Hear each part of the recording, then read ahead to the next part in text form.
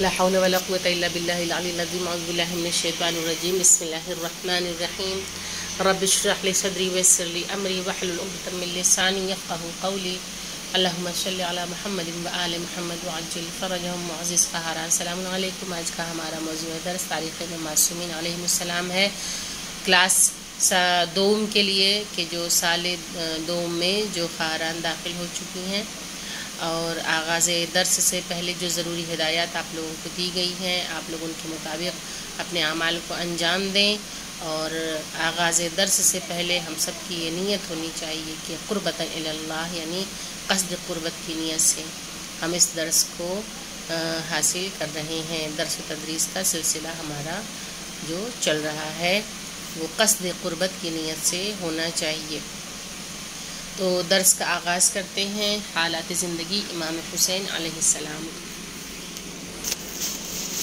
اسم مبارک حسین ابن علی علیہ السلام۔ آپ کی ولادت 3 شعبان المعظم سن 4 ہجری مدینہ منورہ سعودی عربیہ میں ہوئی۔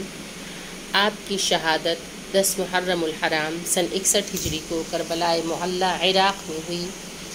آپ کا نامی حضرت رسول اللہ صلی اللہ علیہ وآلہ وسلم نے حسین رکھا، اور آپ کے بارے میں فرمایا کہ اے اللہ، میں اس کو دوست رکھتا ہوں، تو بھی اس کو دوست رکھ۔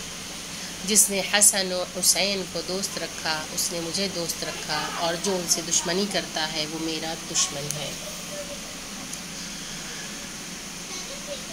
آپ نواز رسول کے ساتھ ساتھ امام معصوم اور جانشین رسول ہیں۔ آپ جنت کے جوانوں کے سردار ہیں۔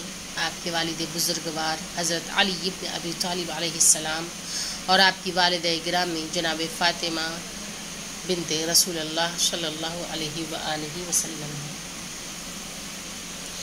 امام حسین علیہ السلام اور واقعہ فطرس۔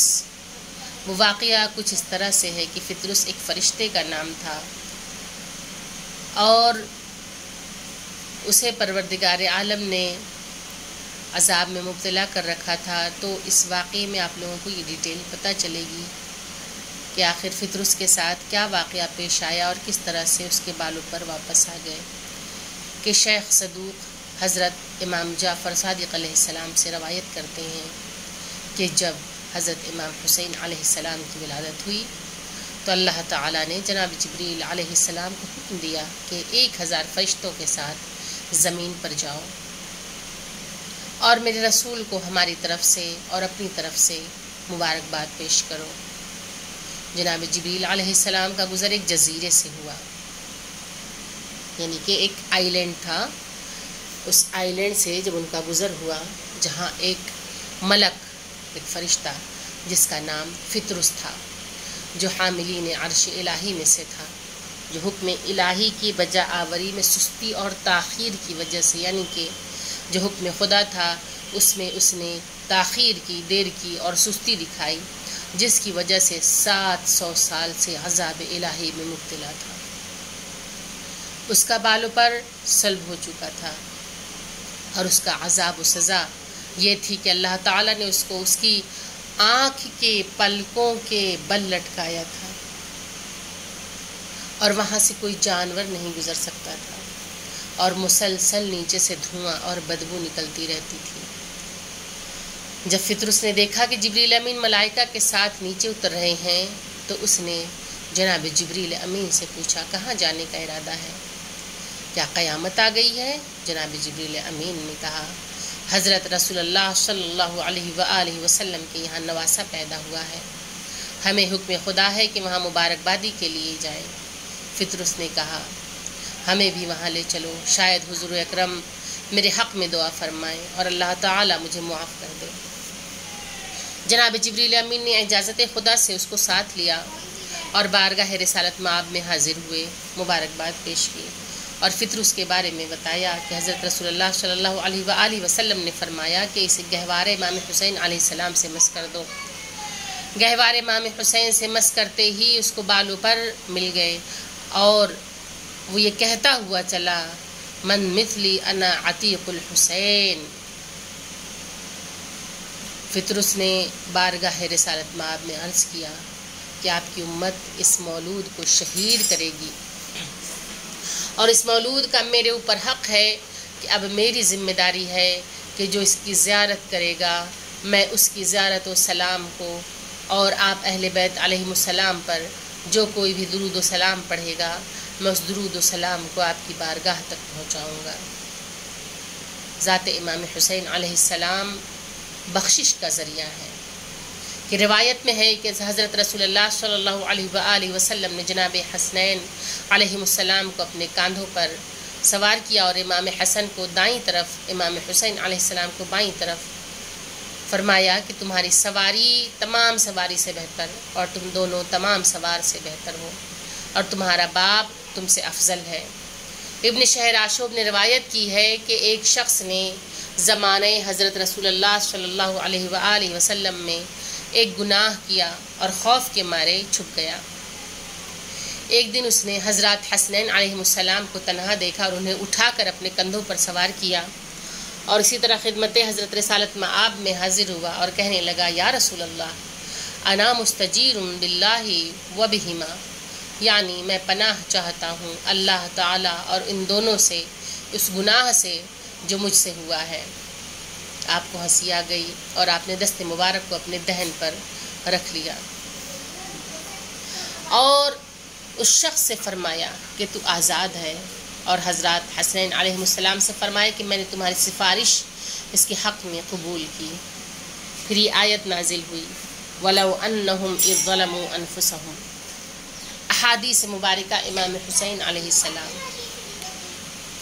حضرت امام حسین علیہ السلام نے فرمایا کہ اے اللہ، جس نے تجھے پا لیا اس نے کیا کھویا، اور جس نے تجھے کھو دیا اس نے کیا پایا۔ آپ نے فرمایا کہ بہت سے ایسے لوگ ہیں جو جنت کے شوق میں عبادت کرتے ہیں، جنت کی لالچ میں عبادت کرتے ہیں کہ عبادت کریں گے تو انہیں جنت ملے گی، تو یہ تاجروں والی عبادت ہے، یعنی ایک بزنس ڈیل ہے، بزنس مین والی عبادت ہے کہ جس طرح سے اللہ سے سودا کر رہے ہیں۔ اور بہت سے لوگ جہنم کے خوف سے عبادت کرتے ہیں کہ اگر ہم نے عبادت نہیں کی تو ہم جہنم میں ڈال دیے جائیں گے، لہٰذا جہنم سے بچنے کے لیے عبادت کرتے ہیں۔ یہ عبادت غلاموں والی ہے کہ غلاموں کی عبادت کیا ہوتی ہے، غلاموں کا کام کیا ہوتا ہے، جب وہ کوئی کام کرتے ہیں تو ان کے دل میں خوف ہوتا ہے کہ اگر یہ کام ہم نہیں کریں گے تو ہمارا جو مالک ہے وہ ناراض ہو جائے گا، تو لہٰذا وہ غلاموں والی عبادت کرتے ہیں کہ کہیں ہمارے اوپر ظلم استبداد نہ آ جائے، تو یہ خوف کی وجہ سے عبادت ہے کہ ہمیں کہیں جہنم میں نہ ڈال دیا جائے۔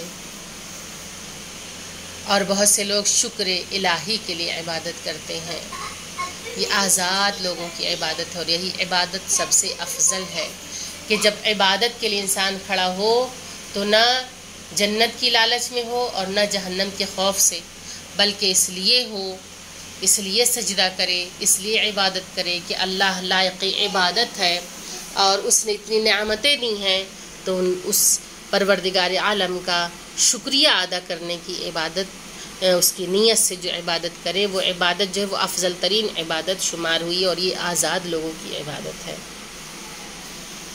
پھر دوسری حدیث میں امام حسین علیہ السلام نے ارشاد فرمایا کہ آنکھوں سے رونا، دل میں خوف الہی کا ہونا، یہ رحمت پروردگار کی نشانی ہے۔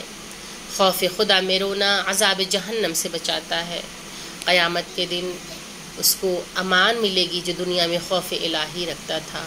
ہم اہل بیت علیہم السلام کی محبت گناہوں سے صاف کر دیتی ہے، جیسے ہوائیں درخت کے سوکھے ہوئے پتوں کو گرا دیتی ہیں۔ امام حسین علیہ السلام نے ارشاد فرمایا کہ مومن کے بارے میں وہی باتیں کہو جو اگر تمہارے بارے میں کہی جائیں تو اچھی لگیں، یعنی ایسی باتیں نہ کہو جو تمہیں بری لگیں، یعنی کہ اس کی اچھائیاں بیان کرو، اس کی برائیاں نہیں۔ جو کوئی مومن کی پریشانی کو دور کرتا ہے تو اللہ تعالیٰ اس کی دنیا اور آخرت کی پریشانی کو دور کرے گا۔ حضرت امام حسین علیہ السلام ارشاد فرماتے ہیں کہ جو کوئی چاہتا ہے کہ عمر میں اضافہ ہو اور رزق و روزی میں برکت رہے تو اسے چاہیے کہ صلہ رحم کرے۔ جو کوئی تم سے محبت کرے گا وہ تمہیں برے کاموں سے روکے گا، اور جو تم سے دشمنی کرے گا وہ تمہارے برے کاموں کی حوصلہ افزائی اور عزت دے گا۔ کہ اگر برے کام سے کوئی روکتا ہے تو یہ ہماری اچھائی کے لیے ہے، اور وہی ہمارا سچا دوست ہے، وہی ہمارا مخلص دوست ہے جو ہماری برائیوں سے ہمیں آگاہی دے، نہ کہ وہ کہ جسے ہم اچھا سمجھتے ہیں، اچھا دوست سمجھتے ہیں، کہ جو ہر وقت ہماری تعریف کرتا رہے اور ہمارے برے کاموں پہ بھی ہم سے راضی رہے اور ہماری حوصلہ افزائی کرتا رہے۔ تو ایسے لوگوں سے انسان کو بچنا چاہیے۔ ایک جگہ اور امام حسین علیہ السلام ارشاد فرماتے ہیں کہ جن میں 5 چیزیں نہ ہوں گی اس کو خیر کثیر نہیں ملے گا: عقل، دین، ادب، حیا، حسن اخلاق۔ اور عقل کامل نہیں ہوتی جب تک حق کا اتباع و پیروی نہ کی جائے، یعنی کہ حق کا اتباع کرے، حق کو فالو کرے، اور اسی کے ذریعے یہ تمام چیزیں انسان حاصل کر سکتا ہے۔ یہ آج کا درس رہا۔ آپ لوگ اس کی آڈیو بنائیں اور بنا کے ہمیں واٹس ایپ یا ٹیلی گرام پہ سینڈ کریں۔ اس کے علاوہ آپ لوگ چند سوالات ہیں جنہیں نوٹ کر لیں اور اس کے جوابات بھی اپنی آڈیو کے ساتھ اٹیچ کر کے ہمیں بھیجیں۔ امام حسین علیہ السلام کی والدہ کا کیا نام تھا؟ آپ کی ولادت کب اور کہاں ہوئی؟ نیز آپ کی شہادت کہاں ہوئی؟ سوال نمبر 2، رسول اللہ صلی اللہ علیہ وآلہ وسلم نے امام حسین علیہ السلام کے بارے میں، امام حسنین علیہ السلام کے بارے میں کیا ارشاد فرمایا؟ اس کے بعد تیسرا سوال ہے، واقع فطرس کے ذریعے امام حسین علیہ السلام کی فضیلت بیان کریں۔ اس کے بعد چوتھا سوال آپ لوگ نوٹ کریں، وہ یہ ہے کہ احادیث مبارکہ امام حسین علیہ السلام میں سے ہے کہ امام حسین علیہ السلام نے خدا کے بارے میں کیا فرمایا، کہ خدا کو پانا اور کھونا کیسا ہے، اس سے کیا مراد ہے۔ اس کے بعد امام حسین علیہ السلام نے عمر اور رزق میں اضافے کے لیے کون سا عمل بتایا ہے۔ اس کے بعد ایک اور سوال آپ لوگ نوٹ کر لیجئے کہ وہ آنکھیں جو خوف خدا سے روتی ہیں، ان آنکھوں کے بارے میں امام حسین علیہ السلام نے کیا ارشاد فرمایا۔ یہ رہا آج کا سوال جو آپ لوگوں سے پوچھا گیا ہے۔ آپ لوگ اس کی جوابات لکھ کے ہمیں اپنے آڈیو کے ساتھ بھیج دیں۔ وآخر الدعوان ان الحمدللہ رب العالمین، اللہم صلی علی محمد وآل محمد وعجل فرجہم۔ السلام علیکم، خدا حافظ۔